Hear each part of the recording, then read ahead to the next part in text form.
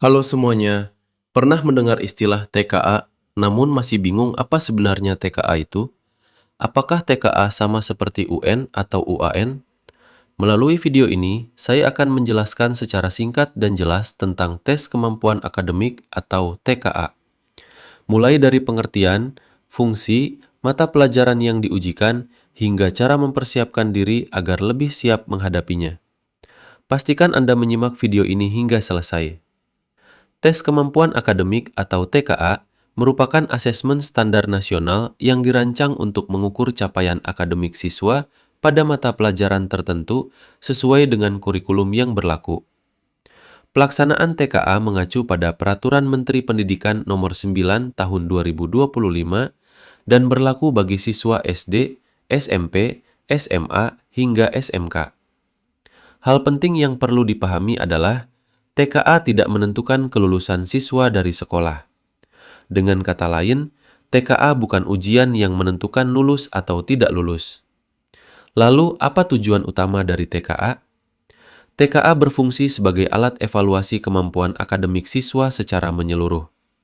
Tes ini mengukur tidak hanya pengetahuan, tetapi juga kemampuan berpikir kritis, analitis, serta kemampuan memecahkan masalah. Soal-soal TKA dirancang berbasis Higher Order Thinking Skills atau HOTS. Oleh karena itu, dibutuhkan pemahaman yang mendalam, bukan sekedar hafalan. Hasil TKA memiliki berbagai manfaat penting. Pertama, hasil TKA dapat digunakan sebagai bahan validasi nilai rapor pada jalur seleksi nasional berdasarkan prestasi atau SNBP. Untuk jenjang SMP, menjadi salah satu syarat dalam penerimaan siswa baru SMA atau SMK melalui jalur prestasi.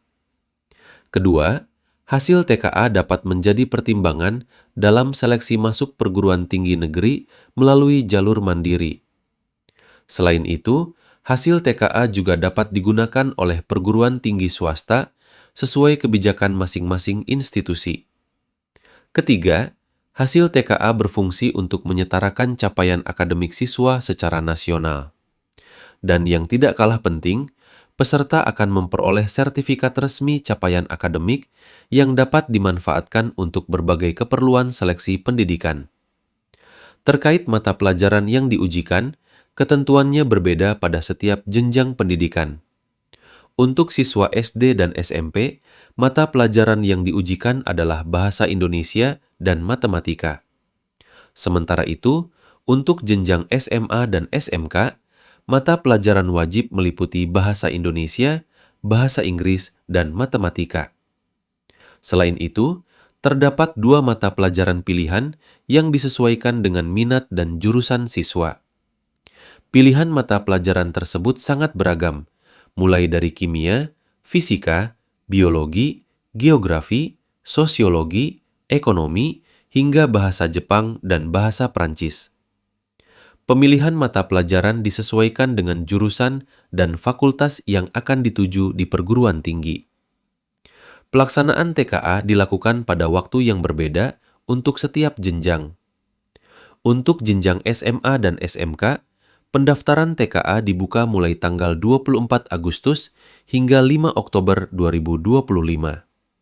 Sementara itu, TKA jenjang SMP dan SD diperkirakan akan dilaksanakan pada bulan Maret atau April 2026.